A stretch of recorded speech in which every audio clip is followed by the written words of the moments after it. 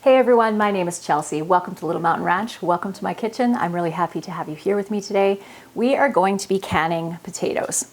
Done a bunch of prep work already this morning. These ones need to be chopped, but I have two big bowls over there on the counter of already chopped potatoes. My kids helped me get them chopped and peeled this morning. We did just about 50 pounds of potatoes.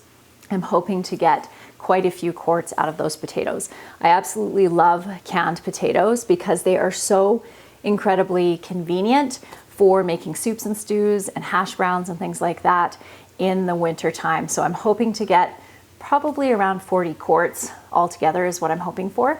We did go to Desert Hills, which I've talked with you about before, and we did a big stock up on a whole bunch of things that didn't grow super well in my garden.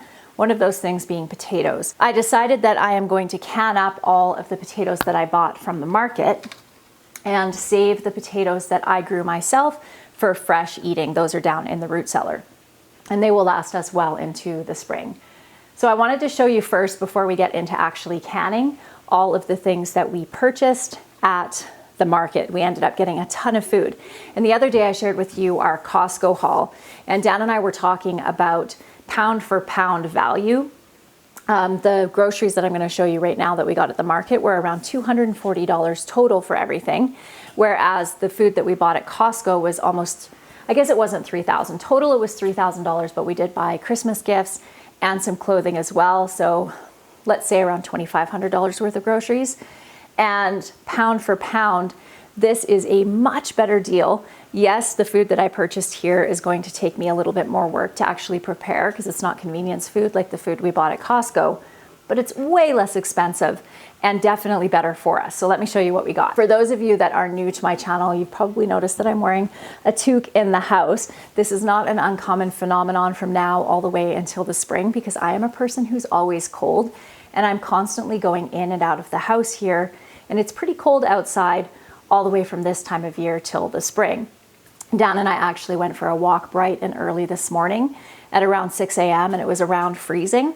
So I had gloves on and a toque on, and I just haven't taken my toque off yet, and I haven't had time to brush my hair. So I figured I would just keep it on for today's video. Plus it keeps me nice and cozy warm. I actually did light Martha this morning. Martha is my wood cook stove over here, and the heat that's radiating off of her right now is just absolutely fantastic. It's so cozy. So let me show you what we have here on the table. So we have a couple of big, huge bags of carrots. So these carrots I'm going to take out of these plastic bags and put them in some crates and put them right down to the root cellar. The same with this bag of beets and this bag of beets over here. If I were to leave them in the plastic bag like this, they will actually start rotting. They'll do much better open down in the root cellar. Bunch of bags of apples. The green apples here, there, and there I bought for making pie. The rest of these apples are for fresh eating. These cranberries we actually bought at Costco, and I'm planning on turning these into canned cranberry sauce. We might actually get to that today. We'll see if we have time. Bought a whole bunch of jalapenos because mine did not do super great, and we love cowboy candy, so I'm going to turn this entire box into cowboy candy. A few mangoes because my kids love mangoes. I did end up with about 4 butternut squash out of my own garden, but I wanted to buy a few extra, so I bought these 4, and I thought I bought a couple more over there. We'll check over there in a sec. A couple of buttercup squash, some more apples. This is just a box of field tomatoes for my mama. She wanted to do a little bit more canning. We bought 100 pounds of potatoes. So as you can see, this is the one that we were working through that we want to can up today. So we still have a few left to peel out of that bag. We'll see how many jars I get today. 20 pounds of potatoes should give you around 7 quarts. So we'll see if that bodes true when I do my canning today. I have the worst time growing acorn squash up here. So I bought an entire box of acorn squash. And like I said, all of this produce here was $240. That is in Canadian dollars, and our dollar is around 72 cents to the American dollar. So I think what we're gonna do right now is go and put a bunch of these potatoes into our big pot over here. Look at this gorgeous pot. This was one of my non-grocery items that I bought at Costco. I think it's a 24 quart, big giant pot. I'm very excited about that. The brand name was Tramontina, I think is what it's called. So we're gonna dump our potatoes right in here and we'll boil these for 2 minutes. I think that's probably gonna do us for 20 quarts, but just in case, we'll just add a little bit extra here, or not 20 quarts, sorry, I meant 7 quarts. So I have 2 pressure canners. So I think I'm gonna fill this pot right up and hope that I can get enough potatoes to do 14 quarts, because each of my canners does 7 quarts. My preference when it comes to canning potatoes is to use wide mouth mason jars, but I have used all of my wide mouth mason jars, so I'm going to have to cram the potatoes in through this tiny opening. I actually prefer using regular jars for lots of things, especially pressure canned food, because of the smaller area for the lid. I just find that the lid holds down better and longer than the wide mouth jars do, but for getting the product out and for cleaning, these are a bit of a pain because my hand doesn't fit inside of them. But that's what we have to work with, so that's what we're going to use. The big issue with home canned food is botulism. That's kind of the big scary word when it comes to home canned food. So botulism spores are virtually everywhere, and the spores themselves don't cause harm to humans for the most part. There is a type of botulism that's actually called infant botulism, but that's a totally different subject than we're talking about today. And botulism spores do reside in soil. So because potatoes grow in the soil and are in direct contact with it, and also because the surface of a potato is irregular and soil can get down into the cracks and crevices, and it is hard to get out, you can certainly scrub your potatoes well enough to not have any soil left on them, I'm sure. But for me, the simplest way to remove the soil from the potatoes themselves is to peel them. It's really important to me that I share well-researched information. So I have been doing a lot of research on the topic of safe canning, on the topic of botulism in particular, since that seems to be the biggest concern for everyone. A lot of people like me learned to can from their parents or their grandparents, and a lot of the ways that our grandparents canned, for instance, were considered perfectly safe at the time, but with the new information that we have today, aren't considered safe anymore. So that's one part of it that I think makes it hard, is that a lot of us learned how to can in ways that were considered or are now considered to be unsafe.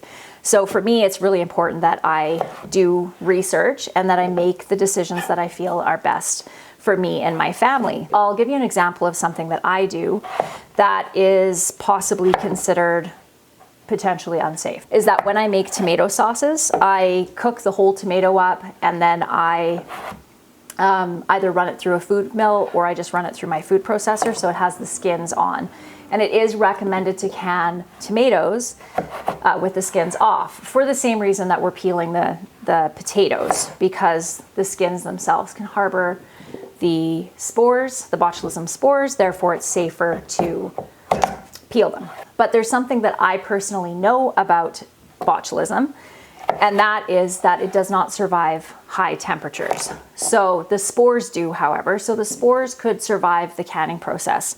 For instance, let's say if I have a botulism spore in there and I don't take the skins off and that gets into my product, it can handle the canning process, even in high temperature canning like a pressure canner. So remember, like I mentioned, botulism spores themselves are not going to make you sick. It's the toxin that they release that makes you sick, and that can survive. So the spores themselves can survive in a oxygen-free environment and a low acid environment, which is exactly what happens when you put food in jars. There's no oxygen in there. And in the case of potatoes, they're very low acid foods, so there's no acid in there either. So those spores can survive, and then they can release the toxin that's going to make you sick. However, the toxin itself will be killed by heat. So because what I'm doing is making tomato sauce, and then I am cooking that tomato sauce, I'm heating it up to boiling, I'm cooking it for at least 10 minutes, which is the amount of time that is required to kill the botulism toxins. I feel really comfortable with doing that. That is the decision that I make. However, whenever I talk about canning, I do explain that it is important that if you want to be following the guidelines, that you do peel your tomatoes. I'm not sure if I've ever canned potatoes with the skins on. I don't think I have, but I might have. But at this point, with the research that I've done, I am personally more comfortable with peeling my potatoes. And to be honest, I don't find peeling potatoes to be that much more difficult than having to scrub them as well as I would want to scrub them in order to can them. So this is just my personal preference with the information and research that I've done. I make the decision to peel my potatoes, and I also make the decision not to peel my tomatoes. So that is my personal choice. But I do on my channel always try to share the safest, most recommended way to do it. So even if I'm doing it in a different way, I make sure I say this is, not recommended for this reason, or it is recommended for this reason, or whatever.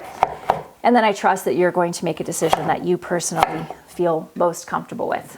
Opening up the question of safe canning seems to be a slightly contentious topic here on the internet. I'm not really sure why, because I feel like people might misunderstand that recommendations are not laws. They're not rules. They're just recommendations. So the decision to do it or not do it is entirely up to you. It's a matter of personal opinion and making sure that you do your own due diligence by researching. And the other thing to keep in mind too is that information changes as science evolves. So it's important to check back. Maybe a way that you've been doing something for a really long time is now considered unsafe because there's new information, or like I've mentioned this many times before, all my canning life, it was considered unsafe not to sterilize everything that you were using. So your lids, your rings, your jars, the whole entire kit and caboodle. And that information has changed to indicate that if you are canning a product for more than 10 minutes, then that sterilization process is taking place within the canning itself and is no longer required.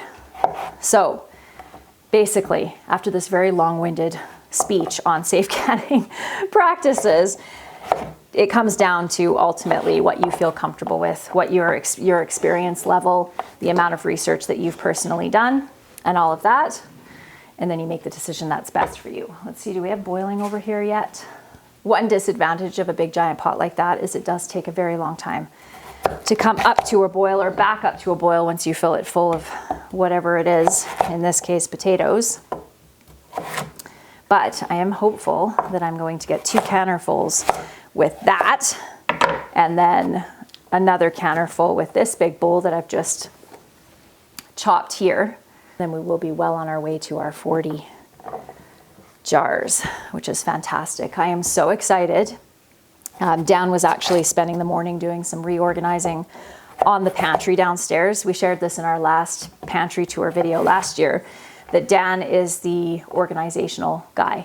So I can handle things being pretty disorganized and chaotic, and it doesn't really faze me, whereas it drives him absolutely crazy. So he is down getting it all organized and ready for our pantry tour, and I'm so excited about it. I was thinking this morning about what it is about the pantry tour that I enjoy so much, and it's because it feels like a culmination of a journey that we've been on together. So starting in around November, when I start doing my seed planning and my seed ordering, and I usually share that information with you, to January and February when I start planting all the slow growing vegetables and herbs down in my grow room, to when we start planting out in the greenhouses and in the garden, watching all that food grow all summer, harvesting it and preserving it. It feels like the end of that really long journey, and it culminates in being able to share with you the end result of all of that work, because it is a lot of work to bring all of that food to that point. And my dear husband just did such an amazing job at building such a beautiful pantry. So it's really fun for both of us to share that project that we really did do together with all of you. So that is going to be coming out probably at the very end of the month. And we decided to do something that we haven't done before, and that's to do a premiere here so that we can be in the comments or in the chat with you. You can keep your eye out for that, because I am going to send or post it 3 days before it's actually going to go live so that you can know well in advance when it's going to come out. So I am going to fill this bowl with some cold water just so that these do not oxidize. That's what happens when the oxygen hits the surface of this and it starts to turn black. So putting water in it will slow that process down. I need my stove to run both of the canners, but I really wanted to start on canning the cranberry sauce. I think I'm going to go grab another big pot and get a batch of cranberry sauce going. All I do to make cranberry sauce is I keep it really simple. I just heat up the cranberries with a bunch of organic cane sugar until it's the sweetness that I want, and then I add up some lemon juice and some orange juice to it. I don't really have accurate measurements, so I will try to find a recipe that's very similar to what I do to link down in the show notes for you if you want measurements. So I think we'll do, how many? 4 bags for today. And then I will get that cooking up and I'll just run 1 canner until this is all done. It usually takes about 45 minutes to an hour to cook down to the thickness that I want. And then I'll just be using my steam canner to can these. I don't need my pressure canner for that. And then once that's done, we can pull that off and run the other canner because I'd like to run both pressure canners at the same time just to make it faster.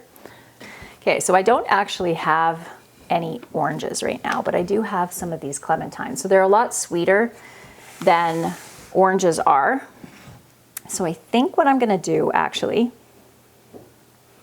it smells good. I think what I'm going to do is give these a really good wash and squeeze because they're really soft, and then throw these skins and all in with this, and then I'll just pull them out when I am actually going to can this up. I have no idea if this is gonna work. But I think it will be all right.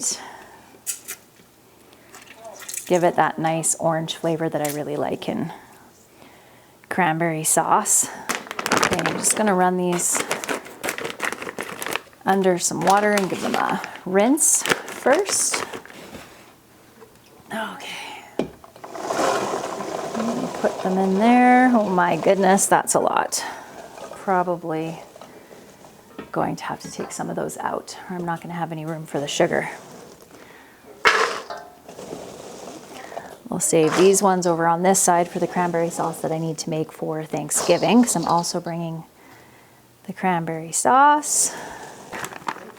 Now we're just going to add a whole bunch of sugar. Remember, it's a condiment, so we're only having, a tablespoon or so of it.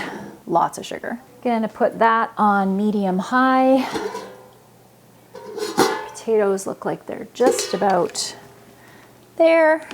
Going to add a splash of water to our cranberries so that we don't scorch the bottom.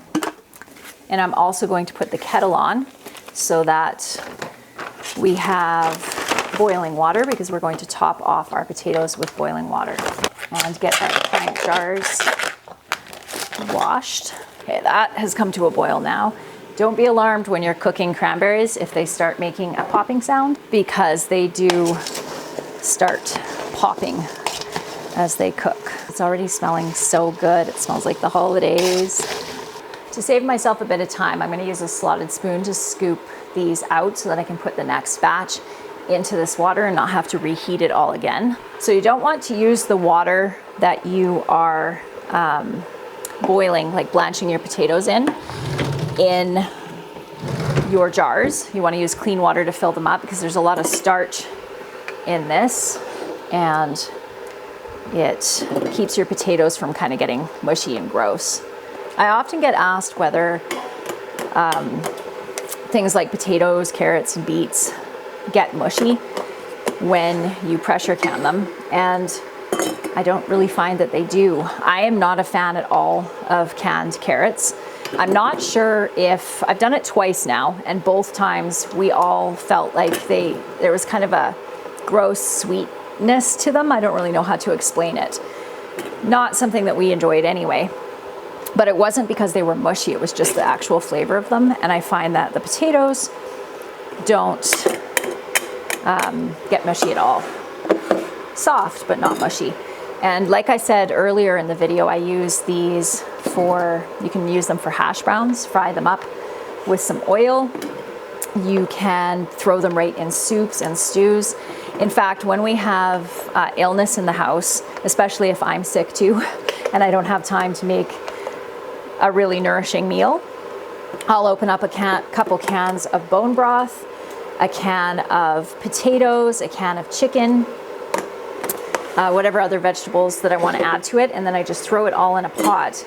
And within 15-20 minutes, I have a nice, nourishing, healthy soup to feed everybody.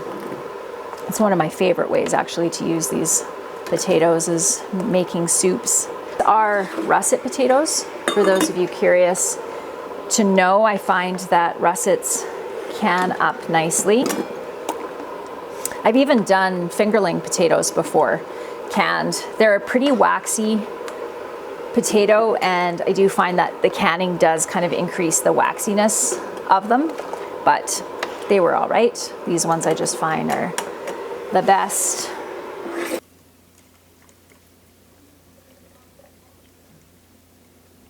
I'm gonna mash up our cranberries here. So cranberries are really high in natural pectin. I just looked that up because they thicken up so well. So generally when I'm making jam, I don't actually add extra pectin. Usually I just bring it up to around 240 degrees Fahrenheit, which is the softball stage. And as long as there's enough sugar in it, generally most things will thicken up nicely, but cranberries thicken up beautifully. So I just looked to see whether they do, and sure enough, they do.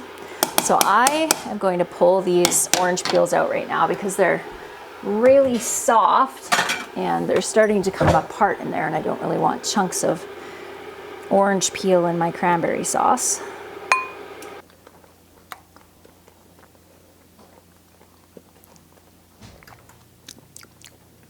It's pretty good.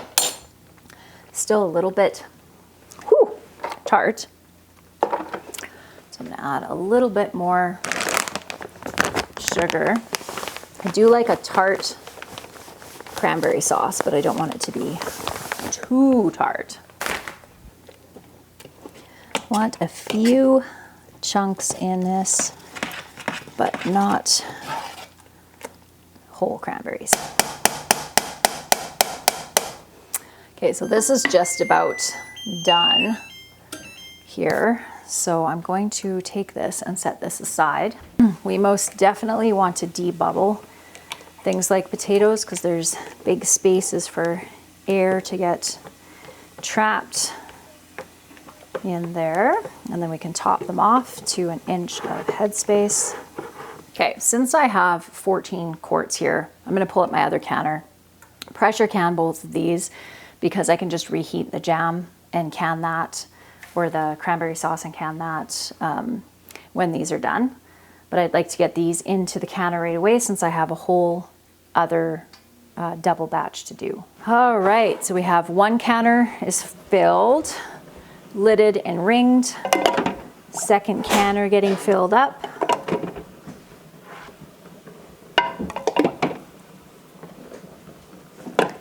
And that feels very good.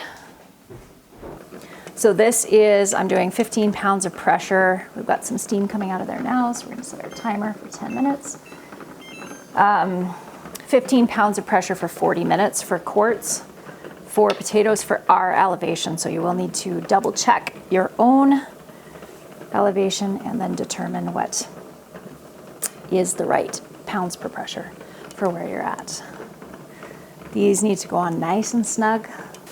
When I'm running 2 canners like this, having a secondary timer, this is a cute little timer from 4 Jars, a 1 hour timer, is very handy because they're gonna be different times. I want to take you outside. Once I get these to the point where they're actually canning, I wanna take you outside and show you what Dan's up to out there. It's another beautiful autumn day out here today. We have had the most beautiful autumn. So let's head up and I'll show you what these guys are up to. We have our little cabin over here that we've been working on all summer, and for a variety of reasons, it's not quite finished yet, but it will be within the next 2 weeks, at least the inside will be. And my oldest son is going to be moving in there for the winter. He works out of town for 3 weeks out of every month, so he's decided to stay in the cabin on his week off, which makes me very happy. But we want to have more cabins on our property. So we have what is called a bunkie, and they are the cutest little cabins ever. I'll put a picture on the screen of what this one is going to look like when it's built. So it's hard to believe that that cute little cabin that I just showed you is this. So this is all the wood to build the cabin, and we have decided that we are going to put it up over here where this really old trailer is sitting. Dan is just getting ready to move it, and we're going to put the cabin up here because check out this view. It has such a beautiful view. So this trailer is going to be moved, and then you have that beautiful view up there. It's not that far from the house. We're going to put the bathhouse that we're going to build right down where that trailer is, just to this end, no, that end of it. So it offers a little bit of privacy being up on the hill, a little bit of a distance away from the other cabin, a bit of a distance away from the main house, but central enough that everybody can still access all of the amenities that we're going to have in the little bathhouse. This old trailer here, did you ever figure out what year this was? 1960s probably? Anyway, it's a very cool, yeah, late 50s, early 60s. So the people that originally built our house had this trailer here pulled up beside the little cabin down there, and they actually lived in it for 2 years while they were building up the ranch. This is the bedroom. A closet here. A little bathroom with a little tub in it. This was the furnace. If Dan was just saying from outside, if anybody knows what year this trailer was built, that would be amazing. So this is the main space here with the kitchen over here. And they had a wood stove, a wood cook stove over in this corner. It was probably pretty cute when it was new. But there's this really cute spot right in between these two trees where we want to stick the bunkie. I am so excited. I have been wanting a bunkie for probably a little over a year now, doing all kinds of research into them. And David, who owns Bunkie Life, it's a Canadian company, they do ship into the United States, is such a fantastic guy. It's a family-owned business. And they have offered us a link for $250 off if you are interested in buying a bunkie. The price of these is incredibly affordable, and they have a really small footprint, which means that you can put them in places where normally you would need permits to build cabins, but these have a small enough footprint that you can get around that, which is fantastic for a lot of people that live in the city. But for us, we're going to be using it as a cabin for our future Airbnb business, and in the meantime for kids of ours that want to live in them. We would eventually like to have a whole bunch of these little cabins scattered all over our property. A lot of people use them for cabins or for in-law housing or for, like in our case, kids or offices or studio spaces and things like that. I cannot wait to see it when it's actually built. Like I said, I've been wanting one of these for a long time. So it is now lunchtime, so we're going to take a little pause on the video, feed everybody lunch, and we'll be back with you to show you the canning once we get it all out of the canners. All right, friends, we got all the potatoes out of the canner. I have heated back up our cranberry sauce over here, and we're going to get it jarred up. I have the other batch of potatoes going to boil over here, and I squeezed in a very solid nap, which you can probably still see on my face. I probably look a little bit sleepy still, but I'm feeling totally rejuvenated and ready to go again. So let's jar up this absolutely beautiful jelly. Look at how beautiful this looks. So I'm leaving about 3/4 of an inch of headspace with these jars. Look at how thick this is.